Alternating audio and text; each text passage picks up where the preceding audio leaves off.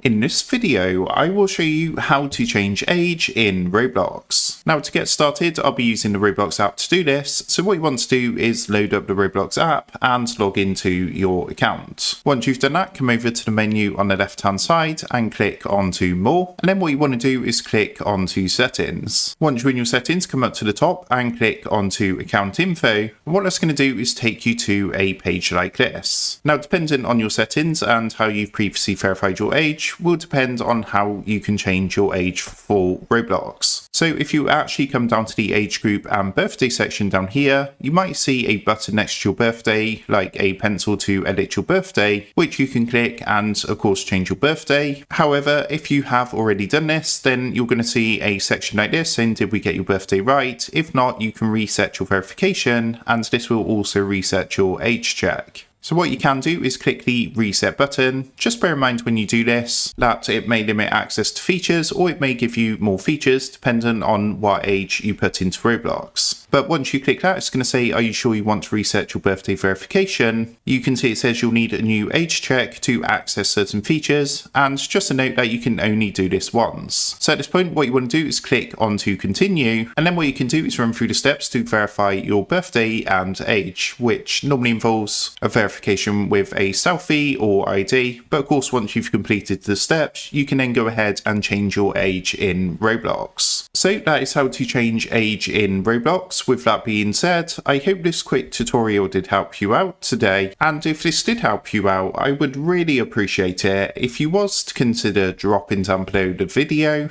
leaving a like, and also subscribing to the channel. With that being said, I just want to take a minute to thank you guys for watching this quick tutorial, and I will see you in the next video.